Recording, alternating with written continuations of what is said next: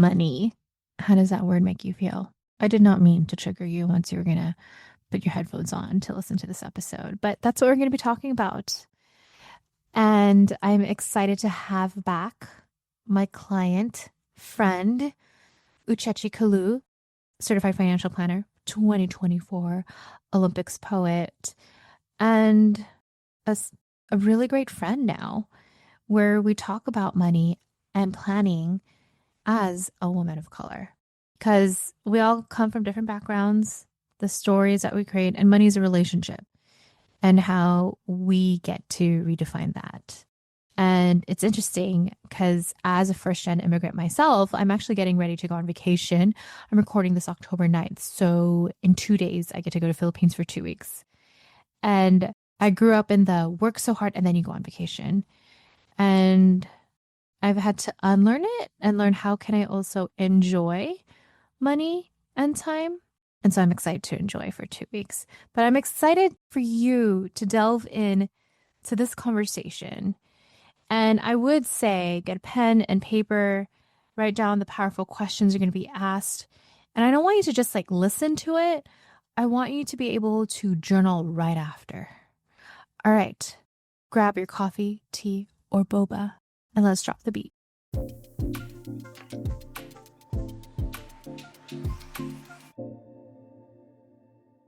Money, money, money. Oh my gosh, I think I lost people because I do not sing well. I'm the bad Filipino that's not a great singer. But you sing. You could carry a tune, can't you, Chachi? A little bit, a little bit. Oh, see that humble brag? As your now officially former coach, I'm trying to like push you up and like, no, girl, give yourself a compliment. You're a good singer. We already heard you from the last episode, so I feel like this is Uchechi month of my podcast. Officially. And that's what we're here to talk about, money. And you are a financial planner. You work with women of color, creatives, business owners. And you shared this a bit in the last episode. If you haven't checked that out, definitely listen to it. But yeah, what got you into this? Why'd you want to deal with money, especially as a poet? As a poet. Do you want the long of it or the short of it? I'll tell you the truth, the real hard truth of it. Yeah, this is called real talk. So I'm not looking for lies. Yeah. In my early 20s, right after college, I moved to Beijing.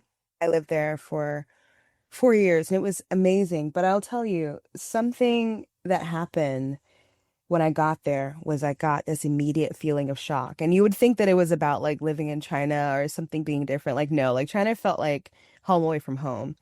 It was just that I had this fear of like, what if I run out of money? Mm, Like I didn't really have so much awareness about money. I had had a study abroad experience some years before where the dollar just did not go as far as maybe I imagined it would, just being an American thinking, this is the, most strong currency. So that stuck with me. And when I got to China, I was like, oh my God, who's gonna bail me out over here on this other side of the world? At the time, I didn't even speak any Mandarin. There would have, I still don't know who would have bailed me out, to be honest. I don't even know how I would have gotten money from the US to China. hmm So that fear put the fear of God in me. And I read Ramit Sethi's book. We I share was, the same passion for him and his yeah, I book. mean, fangirl, true fangirl of him. And I'm Yeah, very, let me very, talk. The book is I Will Teach You to Be Rich. yeah. And that book helped me get out of $30,000 in undergrad debt. And it wasn't about saving $5 on coffee like everyone thinks. But continue, Chechi. Yeah. So I read that book and it's I think it's like a 8-week program or something like that. hmm And I worked through it for whatever period of time that it was. I worked through it and just step by step, I started to feel this real deep sense of freedom that I had never even felt even from the time I was a child. My family are immigrants, so everyone knows what that means. Is like you get the shoes from Walmart and your parents send the other money to your cousins back wherever, like Oh gosh, I have so much about that. And then it's yeah, like, and then you enable them not doing work. I'm just being real with all of look, you. As look, a, exactly. then they Just come to this country and they're like, what? Money's not on the street. I was like, no, we work hard no, here. no, and actually, yeah. So that was the environment I was growing up in when it came to money, and I never felt that money was giving me a sense of freedom. I always felt that it was tight, that I was stretched or something about that. And I started to have this real freedom. And once I moved back to the US, I was in my late 20s. Hmm. I got a job and I was earning maybe like $15,000 less or something in the US and even in China. And I was like, well, this is weird. I've never had to stress. I've never had to really budget in a serious way. I've never really had to to really plan so deeply. Mm. And at the time I was also living in the South because I grew up in the South. So I moved back to the South. Define South, by the way. I have a lot of people in LA, people from all over They're the like, world oh, I'm from listening. South Bay. Yeah, see, Yeah, they're like, oh, South Bay, that must be so hard for you. South I Bay is a know. really rich area in LA and the Bay. There's two South Bays in California. Yeah, I'm from the deep South. I'm from South Carolina. And I was living in South Carolina at the time when I moved back from China in my late 20s.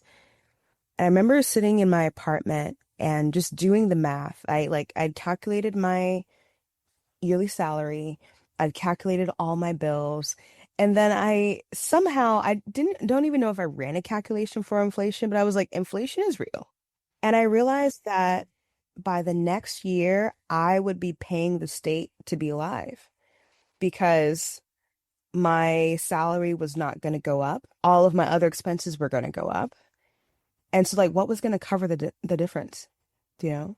And I felt this old feeling of constriction again. And I'm very grateful to China that I had the experience of what for me felt like real freedom to have as this counterbalance and understand that things did not have to be this way, but that I might have to make different choices. And when I went around, I started to do kind of like money workshops with some of my girlfriends there, all Black women. And it was basically the blind leading the blind. I just had like, a half an eye open. But I realized I was like, oh my gosh, there's not many people like us that we can go to that we trust. They're just not.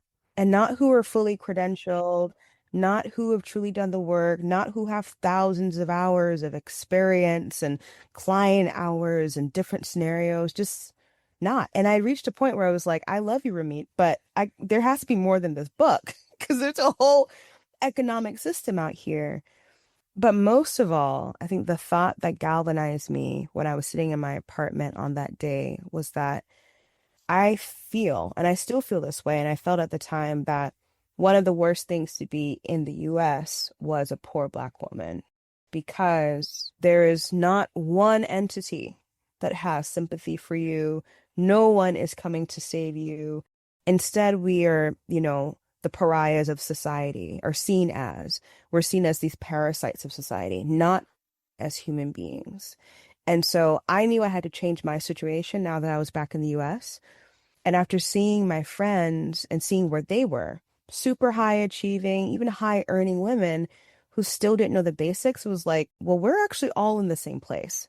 So if we don't have someone who's already out there, then I will be that person. And I am dedicated enough to do that work. So that's the long of it. That part. Yeah. I mean, similar to me, I became a career coach first before being business and executive because in my 20s, managing people who are diverse, different, being a leader, I realized I couldn't act like other leaders because of the lens. I'm just being real. There's Yeah, subconscious that's true. biases. Yeah, And that's is true. it my responsibility to educate other people that you're perceiving me and communicating to me in a different way because I'm a woman of color and an Asian woman? Just being real.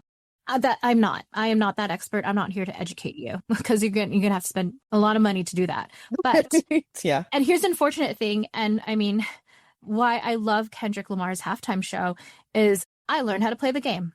I'm like, okay, this is how you perceive me. This is how I'm going to do it. But then, and then I got full time into this, similar to how you got full time. It's like, how can we create work and money in a way that helps our people? Yeah. Because there's a lens and perspective that we have Yeah. from lived experiences and even feeling comfortable to talk about money. Yeah. I think that's a big, big, big part. And I mean, to that,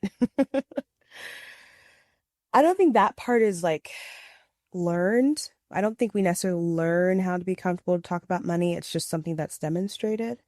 It's either just demonstrated in the family environment, people just demonstrate having conversations. I think a lot of the reasons why my clients like working with me or love working with me is that we get to rewrite that story. I get to be this place of There's the poet. You help rewrite some bars with them. luck. Yeah, but it's like I'm a place of safety. I'm a place of trust. I do not judge anyone according to their financial situation.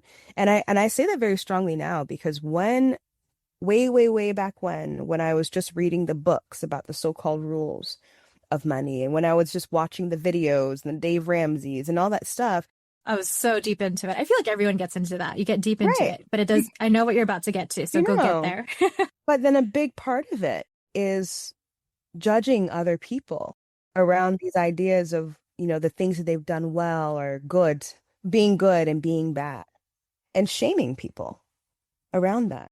And so this is also why I just hark on like working with someone who's a professional, because a true professional, a real true professional who's worked with so many people that then understands that life and money can go any kind of way. There's no judgment needed. There's no shame needed, just the hand holding, just the support, just the strategy. That is real professionalism around this topic. And so I'm also I'm very grateful for this journey that I took because I think had I just stayed in I'm someone who reads about this, I'm someone who's online about this, I don't think I would have learned the importance of helping, first of all, myself disentangle shame and judgment with money. And then I'd never be able to demonstrate that with my clients. And they would never be able to be safe with me and never be able to work with me for years and years and years and years as they do now. So it's been a really great journey. I've learned a lot. Well, this actually helps in the context of you being a woman of color. What do you think is so unique for financial planning with women of color? Before we hopped on the call today, we were talking about the fact that, in the year of this recording, there are stats that say around 300. 2025, by the way. Sorry. 2025, right? Yeah, yeah. Okay, repeat this stat again. I just want to say what year you guys are In case listening you're to. listening to this in like 2075, or I'm probably going to live that long, knowing how old my grandmas have lived till. right? Year 3000 or whatever. Um, yeah, we were just talking about that in this year of 2025, there's stats that say over 300,000 Black women have been let go from their jobs. 300,000 Black women. And I went to an event just last night where it was run in three parts of the country. And at that event, all across the country, there were a total of 1,000 Black women who were seeking jobs, who were seeking connections, who were seeking a way to start over. A lot of them were in fields like DEI. A lot of them were in project management. A lot of them were in tech, like these fields that tend to be like they are caretakers of other folks, or fields where they are being outpaced by AI, or just fields where they can be the first ones to be cut, like DEI. I was on another call with someone else today, works at an academic institution, and they had just gotten word that they can't say Black anymore. Who's going to be affected by not being able to say Black if not Black people? Do you know what I mean? So I paint that picture to say what I find is really unique about financial planning for women of color is that we actually have to be preventative. Yes. And do you mind if I Yeah. share the story before we hit record? Because Uchechi shared this, or we were talking. We just keep talking all the time, even though we're not working together anymore. Because I told you last call, we're like we friends, and I recorded that for validation and contract purposes. I'm kidding. But I was talking to some peers of mine, other coaches, and we were talking about B2B versus B2C. If you don't know what that means, is business to business versus business to client, and how I've been trying to get more B2B contracts, which has been happening, but I've been getting a lot more B2C. I've been getting more women of color who are in this. They are either two, they got let go or fired, not to their fault. Yeah. And you've met my other clients, Uchechi, not going to Yeah. share their names, obviously, for privacy reasons. Or they are being preventative. They might be in a quote unquote safe and secure job. And it's interesting. My friends and colleagues like, oh, that's interesting. I don't see that because they're staying there. They realize the job market is bad. But the difference is that I'm a woman of color. And my clients I serve are women of color. And a lot of us have gone through trauma in our childhood. And we know this feeling when if we can't control things, then we have to control it Yeah. and then seek out other avenues. And I think that is exactly what is unique in financial planning for women of color is like, you know that things could change. I just signed a client recently who's a lawyer in their 30s, and this is a second career. And while she doesn't have an asset level yet, doesn't have a lot of investments, the reason why she came to me was because she was like, I want to do the best that I can with this now that I'm here. We know that things are not always going to last forever. We know that we're going to be at the chopping block, that we can't just rely on mommy and daddy and a trust fund or whatever from the past, right? So I think the folks that come to me are folks who want to be proactive. This is a huge, huge, huge part of it. And I also work with creatives, and creatives tend to be small business owners. And I think the reason those folks come to me is because running a business is a lot. It's a lot. You want to focus on what it is that you started that business for. And like most businesses are started by practitioners. And then suddenly you're like, oh my God, but taxes. Oh my gosh, but bookkeeping. Oh my gosh, but cash flow. And so those folks come to me because they're like, I'm a self-starter, but I am not a DIYer. And I need to know how to make the best out of my income. I need to know how to make the best out of my taxes. And I need like a money manager, a money partner that can do all the stuff for me so I can focus on actually earning more to take care of my life. And, to validate even what you said earlier, I didn't meet you yet, so that's why I didn't hire you. But when I was looking for a financial planner, and I'll be honest, I feel like I'm educated in myself that I didn't want to just go on Instagram or TikTok and get one of those Sure. financial Yeah. plan. Like I just knew. I know what CFP means. I was like, I want a certified financial planner. I want a woman of color. So I did find a woman of color. I found a Black woman who, Yeah. not Uchechi, but Unfortunately. sorry, I know. But I needed that lens and that understanding and that perspective. Like I have met other financial planners where they're condescending. It's like, you don't know this. I'm Oh like, gosh. I I know. know. And I know you know this because you know your industry, but it's kind of the same thing with me. Like there's a lot of bad people in an industry, but you're like, I'm still going to call myself this. I'm still this because there's some good Yeah. people No, like myself. look, I'm here. I'm good people. That's what I be telling folks. I'm like, I can't speak for everyone else. I don't know what their practices are like, but I do know that very often the folks who come to me are those who said, well, I worked with someone before, but they didn't take me seriously. I'm thinking about a client of mine right now who, Oh, because of how they look, their yeah, a background. client of mine who their advisor saw their business as like a side hustle. And so never even asked, and this person was a CFP, never even asked what I feel are foundational tax questions that need to be implemented in order to actually increase someone's overall take-home pay and payout, but decrease their taxes. Like these are just foundational questions. And that CFP, a man, a Caucasian man, and this person was a woman of color, he told her that her business was just a side hustle. This is someone who's pulling in over 200K in a creative field as a side hustle. So this is what we're dealing with. And, for my clients, the way I think about money, I have two different frameworks that I use. Okay. One, it kind of harks on the heart space of the clients. Like I focus on the technical, like what should I do? This is the main question that people have. And then I focus on the psychological, like what's actually getting in the way. Okay, hold on, pause. I want y'all to, if you need to rewind it, go back. Or actually, I'm going to have Uchechi probably repeat it right now because these are powerful questions. Before we hit record, Uchechi and I were just talking about like people think, okay, financial plan, you tell me what to do, give me the action items. But actually, it's the questions you need to ask yourself because you are a different individual. Yes. So bring it back, Uchechi. Okay. Just replay And, yourself. and also, I'm thinking, I'm just going to share one framework because I think that might be easier to understand. Okay. Yeah. So, a framework that I use in my practice and all of my client relationships is three-pronged. The first part of the prong is technical.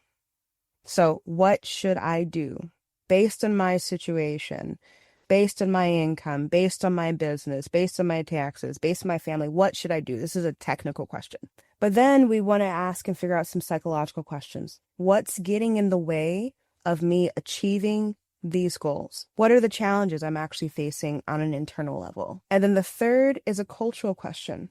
What influences my money beliefs? And so I'll give you an example of how this might work. I was chatting with someone yesterday. Truly, I was chatting with someone yesterday. They learned that I was a financial planner, and they said that they wanted to have a call with me. And so I'm a human. Just ask them a few questions to understand a little bit more about whether they should even have a call with me. And I'll walk That's you. right, because your time is worth it, It girl. is. It is. And also their time is worth it. And I'm not here to waste anyone's time. And so here's kind of like what I learned about them. And you can ask this to you listener, you can ask this to yourself to learn something deeper about yourself around money. And why I want to hark on this is because very often when things aren't working with money, our first step is that we just shame ourselves or blame ourselves or shut down. That becomes the next step. And that feels like an action step of being like, oh, I'm bad. At least I'm punishing myself. Do you know what I mean? But we don't move forward. So here's an example of what that could look like. I asked this person, well, what is it? What is it? What's that true challenge that you want to fix?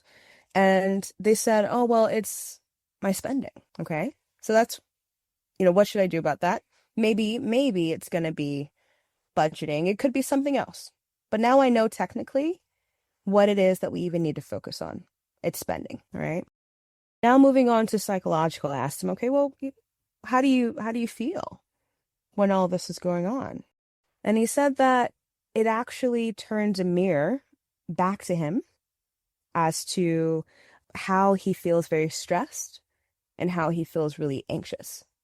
And that he will buy things when he's really stressed and anxious as a way to just kind of like alleviate the problem. So now I know what's getting in the way psychologically. Stress is getting in the way, anxiety is getting in the way, maybe some fear is getting in the way.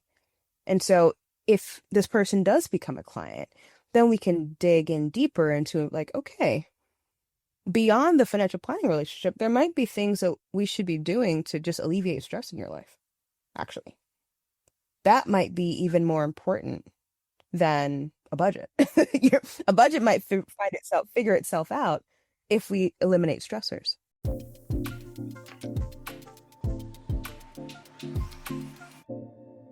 I know this episode is so good. And you're like, how can I get more of this? Well, I have a newsletter that comes out every Thursday that's free, fun, and full of real talk. It's a live journal Zanga on leadership and life with actual scripts, behind the scenes stories, and lessons from mistakes I've made so you don't have to for work and life. Just go to elainelou.com/join. That's ELAINELOU.com/join. All right, back to the episode. I want to be vulnerable here. So I have completely improved my profit margins. But before, and when I say recently, I mean like this past 2 years, but I had to ask myself that technical question, like what needs to happen here? I'm like, ask the harder question. What do I really need? Yeah. Like really, really need my business. And then it was two questions I had to ask. What do I really need that actually supports my clients' results? Right. And then what do I really need to help support me in providing these services? And I just started cutting everything out. I think I think it was like 4,000% profit margin increase, like year to date, which is Yeah, insane. But I will say the old me, what was happening is as an immigrant, first gen right. immigrant, I was like, I need to work harder. I need to keep working. Like Exactly. even even when my partner and I started dating, he was like, you're not eating lunch. We need to put this in the calendar. Like, no, why? I don't I could just exchange Exactly. my meetings. And I actually do Muay Thai more. I mean, I know it's for fitness and self-regulation because it forces me to pause and it forces me to ask harder questions. Like we were on a call, you and me, and another client on office hours, and I invited Uchechi to this really cool event. There was going to be a lot of big players there that could lead to contracts. And I see Uchechi smiling because she already knows what the story is. And I was gonna go, but I stayed up till midnight the night before, not by force, but by choice, because I just had a creative mind and I needed to let everything out of my brain.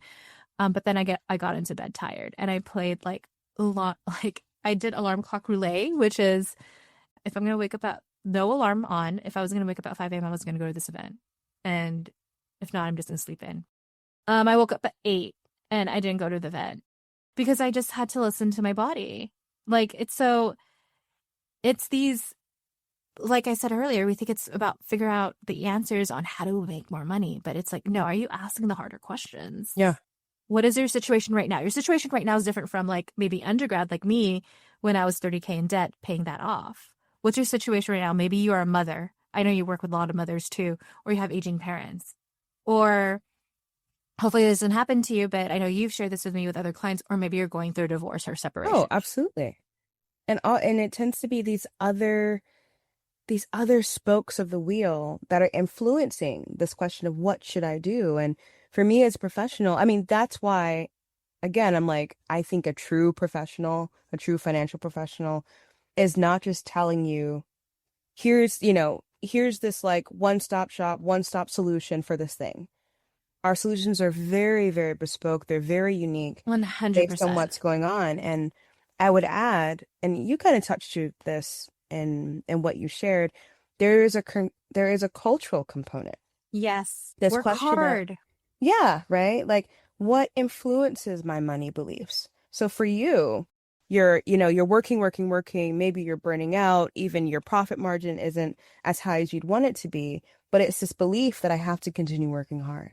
For the person that I spoke with yesterday, they said that it was what had influenced them the most was that they grew up in an environment where there wasn't a lot. And so they feel that things could disappear at any time. And so when they're buying something now, it's that feeling of having control again, right? And so then when we come back to what should I do, it's not just budgeting, it's not just cash flow. It's so much more complex than that. And the reason I brought this up is to really demonstrate the transformation that folks can undergo when they work with their relationship around money and actually put tools in Mm. place. I really want to emphasize what you just said, relationship with money. Yeah. Because I think people think money is like a thing.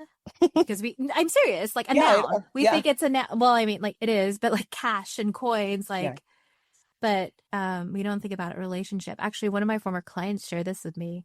And I don't know if you've heard of this analogy, but money is kind of like a boyfriend or a girlfriend or a partner, right? So, do you really want your partner to be with you all the time?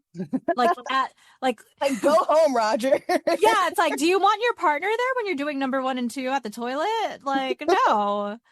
Like when your partner goes out with their friends, like, okay, bye, have fun. So like even that the first of every month paying rent or mortgage, it's like, oh, have fun. Like once you pay that off, you don't want to be a jealous partner and like that with money. And then you could just define it. But can you talk more about relationship with money? I think that our relationship with money, it starts, of course, it starts in the home, as with all our relationships do. But I think I want to start high level and say that, and this is just a Uchechi belief. I've never even heard another certified financial planner talk about this or Oh, do we speak need a on trademark this. So this? What I do don't we think need I to need to protect trademark yourself? it. It's just a personal belief that the challenges that we have the psychological challenges that we have, the traumas that we have around money, I don't personally believe that they all need to be uprooted and quote unquote fixed. We don't believe that we are problems. And many of our beliefs, many of the things that we're dealing with, we are just a natural outcome of our experiences and our environment. And so I believe my job is to help you understand where your trigger points are going to be, what your influences are, and then create the best the best technical systems and strategies to help override that. Because I am always going to be an immigrant's daughter. You were always, Elaine, going to be an immigrant's daughter. I don't see a world wherein I don't feel like, oh my God, I have to make money, I have to work. I don't see a way, but I can create systems to override it. I can make sure that I'm doing Muay Thai every day. I can make sure that I'm doing yoga all the time. I can make sure that I close my computer at a certain time. And all of that stuff then creates the life that I really want for myself.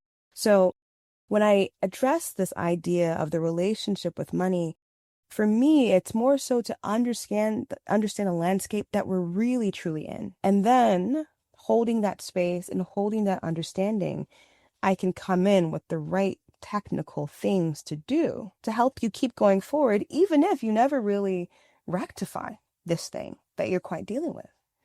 And so our relationship with money does tend to start in the home.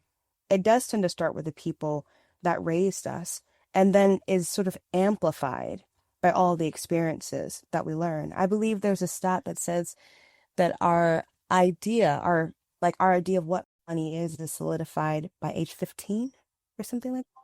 So relatively early. And as a business owner, because we have business owners listening, obviously both of us are, I love always bringing the analogy of the Notebook and Ryan Gosling talking to Rachel McAdams or yelling at her, like, what do you want, Ellie? What do you want? And I had that in my own business when it was 2022, 2023, when I was so burnt out because I felt like I was following the model of other coaches. And I had to ask myself that question, pretend Ryan Gosling was in front of me, which was great to fantasize, and ask myself, what do I want, Elaine, in my business? And then just even owning the fact, you know what? I serve women of color. Because I serve women of color, I'm not going to follow these other coaches or the copy and paste framework. Like, sure, they're women of color and allies, but each one has their unique goals, challenges. Like, I'm just going to own being bespoke and white glove and individualized. Owning that has helped me with my relationship with money. And I just looked at my P&L report. It's not a 4,000% profit margin. It's an 8,000% profit margin. I don't know if you can hear this, but I'm snapping. But it was I had to undo it. The unlearning of like the immigrant mentality of working hard. Okay, wait, let me not work hard and let me ask myself the tougher, harder questions of how I want my business to be. And more importantly, not just business, how do I want my life to be? Like, I own the fact I only work with 15 clients at a time. And because I worked my numbers backwards, how much do I need to live and work by? Right. So 15 B2C, 5 B2B, and then work backwards from there.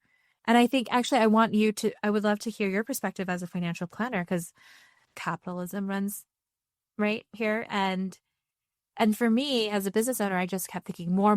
I need to serve more. Let me be like other coaches and create a pyramid scheme of MLM, coaching, coaches. Yeah, I would love for you to share that perspective. Yeah. Well, I think this speaks to maybe a piece of advice that I would give everyone is that I always tell folks to figure out the cost of being you. It's what I call it. Ooh. Yeah. The true cost of being you. And this, especially if you're a business owner, this is incredibly important. But I would say this and I say that just because, you're eating what you kill. So you're going to need to figure out how much you really need to kill to eat. But this is incredibly important if you have children, incredibly important if you're on your own. What is the true cost of being you? And so what is that? That's all of your fixed expenses for an entire year. Those are all your variable expenses for an entire year. That's the taxes that you're going to have to pay for an entire year. And I want you to also think about a few other things. That's all of your savings Any contributions to savings and investments for an entire year is in that. And think about the gifts and contributions, the supporting family, all of that goes in there. And so when you think about the cost of being you, I'm not talking about just like, oh, these are the bills I have to pay. I'm thinking, what does it take for Uchechi to fully live this life in the way that she's living it now? Not like ideal, I'm very, following a budget or whatever. No. How am I actually living it now? So if you're door dashing, I need you to put DoorDash in the cost of being you. That's what you do. If you go on lots of trips, I want you to do that. If you spend a lot of money on like hair, nails, whatever, that is the cost of being you. The point of this exercise is to actually put a number value to your life. And this value is not the value of your life, but it shows you what it is that you actually need to maintain where you are. And so if you're a business owner, you might get a number and be like, okay, well, that's actually my target. And that's how I define enough. If I feel that what I have now is enough. And it gives you some parameters to either strive for if you need more, or say, I'm good. I get to sit back. I get to slow down. I think what also tends to happen in this process, and I'll give you an example of just how to do it, in this process is that you're going to look at the things that you're spending on and start to ask yourself, does this truly add value to my life? Does this truly add value to the lives of my kids? Are some of these spending items attached to some psychological things that I'd like to start dealing with? Some cultural things I'd like to start dealing with? Do I just spend a lot of money on my kids because I didn't have a lot growing up and I never want them to feel what I was feeling before? These are the kinds of questions I want you to ask yourself. Like, if you're a business owner, it's like, am I just buying every latest technology because in fact I feel like I have a deficit in this area and I have imposter syndrome. It's like Keeping Up with the Joneses. I was there. If nobody knows what Keeping Up with the Joneses, modern day is called, I guess, Keeping Up with the Kardashians. The Kardashians. Yeah, but oh wow, I now put two and two together. you're welcome. What was your takeaway in this episode where Keeping Up the Kardashians came on? Just in case there's young people here listening, Keeping Up with the Joneses is just a term of like, I need to have the coolest dunks, just the newest, latest thing. I was there. I was like, oh, everyone's using this system. I need to use this system. Everyone's using this email platform. How I got to the 8,000% profit margins, I was spending probably $100 a month on this email provider. And I had to ask myself the hard question. Well, I mean, I'll just give you that example. Like, do I really need to be spending 100 a month? And then I found something else that was 29 a month. I was like, I'm going to go for the 29 a month. Absolutely. And then there was other things like, is this really bringing clients? No. Minus 29 a month subscription for something else. Like, I just went line by line on other things. And going back to, I love what you shared. We're not both mothers yet, if we want to, but there was another client of mine, and she does all the things with her kids because she doesn't want her kids to feel that experience that she felt being poor. But it was interesting because I'll tell my clients to rest, as you know, Uchechi. Yeah.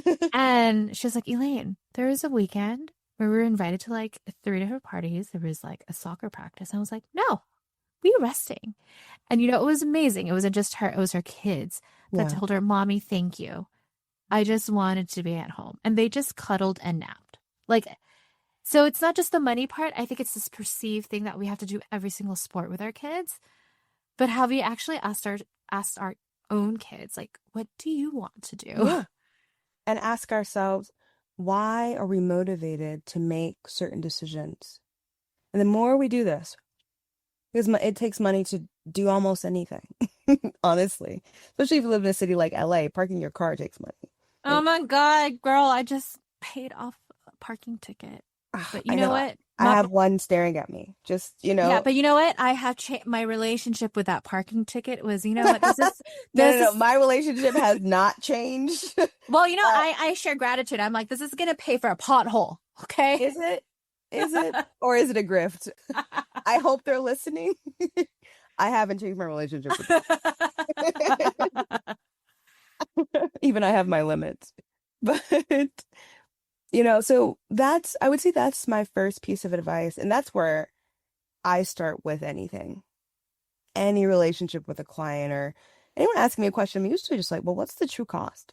What's the true cost? Looking at it front, back, up, down, sideways, everything. What's the true cost? And from there, again, not only then can we make tons more super technical decisions, really niche decisions that are only available to certain kinds of clients. Like we can do all that stuff, but the true cost of living your life tends to hold the answers to some of your largest sort of psychological and cultural challenges that you're dealing with. So we start there. I know we talked about relationship with money, Yeah. but there's also the relationship with the partner and money, Oh, yes. romantic relationships. So now you got two money stories, two different people who grew up with money wanting to not necessarily, I say combine. I feel like in this modern day, people also have things separate, but any advice and tips here? Oh gosh. I was like, do we need another an hour? We only got 10 minutes. We both have Right? to go. I'll give you a real example from my life. So I gave a presentation last week to the Princeton Club of Chicago, and I focused on the money personalities, which are it was not created by me. There's an organization Oh, called I was like, is this like Inside Out, but for money? That's what I thought of right now. kind of actually, yeah. I mean, to be honest, yeah. But it's a little bit more of a Myers-Briggs. Mm, mm-hmm. And I did not create it. It's by the Money Coaching Institute, and there are 8 different money personalities that they've discovered.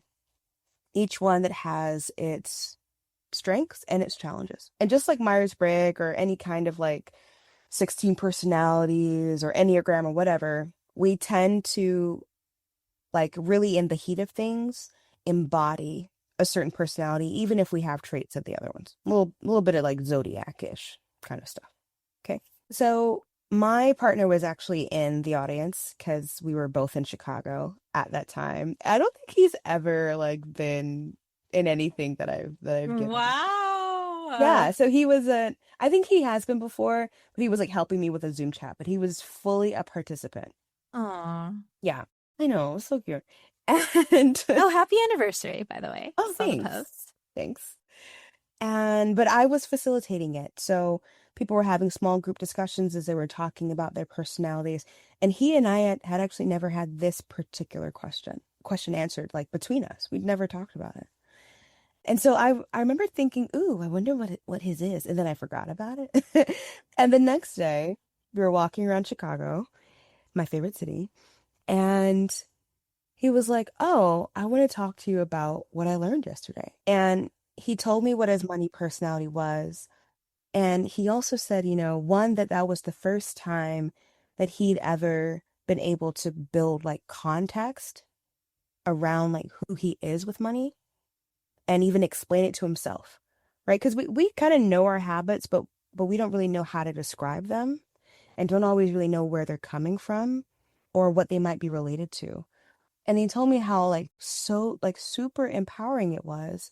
But then he also mentioned conflicts he'd had with past partners where they felt that he was behaving in certain ways or that he had like negative habits or traits around or framed them as like negative or habits or traits around money and how he felt like he didn't have the language to explain where those habits were coming from and where he was coming from. And so instead of it opening up conversation, it just became a source of conflict. And so I say all that to say, and then he knows mine because I shared it in that talk and we got to talk about it more. So I think the first thing I would advise for couples is actually, and you're going to see this again and again if you're at the end of this, podcast, is that before you even hop into the technical, have that conversation about what is your money personality? What is your money story? Where did it come from? And there are tons of resources online if you're looking for guided questions. And as much as possible, I would really, really advise that you do this at a time when you're not stressed, where you haven't just had an argument about something. Maybe you make it a romantic occasion, like you go out on a little hike or you take a little weekend trip. and build the environment around it, because money is inherently emotional. And there might be things that your partner says that are going to make you be like, what the heck? Like, well, and vice versa. There might be stories of shame. There might be feelings of like, oh, I wish I were further ahead than I was, or oh, I wish I never had done that thing. I thought I never would have, but now I was in that situation. And you just want to be in the best possible place to truly hold space for them and for yourself and for what will be created in between. So that's really where I start. And then from there, I mean, there are tons of resources about what to do next. If you're going to get married, you might want to consider a prenup. Like there's different ways of structuring your accounts so that you have a joint account and separate accounts. All that stuff is the technical, but that is going to be determined by the psychological and the cultural.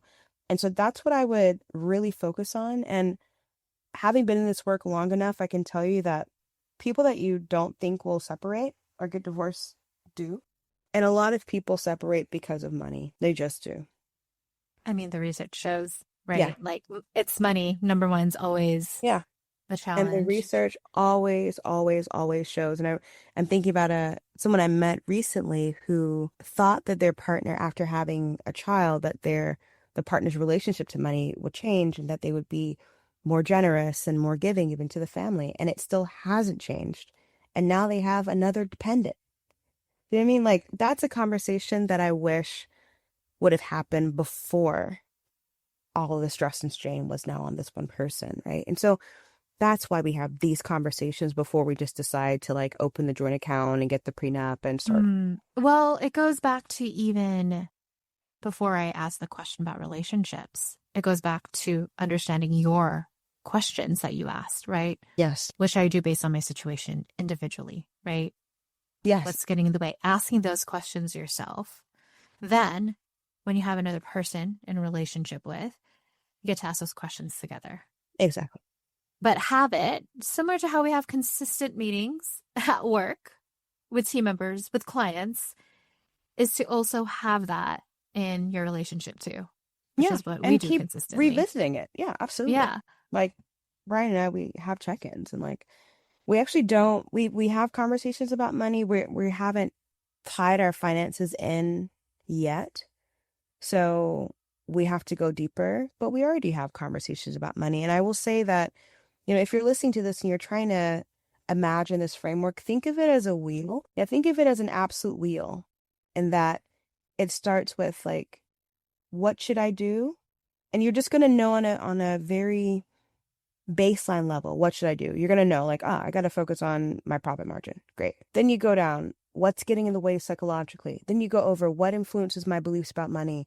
Now, when you go back up to what should I do, you should have a much more intuitive and aligned understanding of what techniques that you really need to solve that problem. And you keep going around the wheel, keep going around the wheel, keep going around the wheel. It's really the psychological and cultural parts that are truly going to inform the technical. It's interesting because I do Muay Thai, you do rock climbing, and we both do lifting. Yeah. I compare this as an athlete. I'm not saying you have to do the Olympics, by the way, Yeah. but it's like consistently ask the question, how can I improve my form? Oh, Yeah. like both, like my back needs to be straight. I need to be breathing in, breathing out longer. Same thing with money. It's the little tweaks to ask yourself questions, and that's how you get better. Absolutely. And yesterday, someone called me an athlete, and this is amazing because I actually am an asthmatic child that can barely run down the street. I just have good-looking shoulders, I think. You do. I've complimented them Thank many you. times during our session. I did not even correct them. I was like, yeah. So I know everybody fell in love with you because this is the month of Uchechi in my And I fell in love podcast. with them all. Yeah. If people want to get to know more of your work, reach out to you, where can they find you? Oh my gosh. I am on the interwebs. You can find me on my website, greenlightfp.com. My company is called Greenlight Financial Planning. You can find me on LinkedIn. I think my LinkedIn is just like the backslash, and then it is Uchechi Kalu. I'll And put it in the show notes as well. But thank you. go ahead. You were going to share I'm sure you're another. like, what? Uh, and lastly, you can find me on Instagram at Dear Uchechi. Thank you so much. You're welcome so much.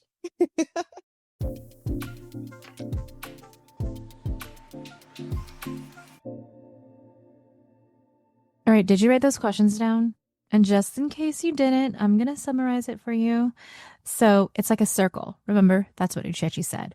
So on the top of the circle is the technical question: what should I do based on my current situation? Then the second question is psychological: what's getting in the way of me achieving these goals? And then third is the cultural: what influences my money beliefs right now? And it's like being an athlete or a musician. It's going through that play.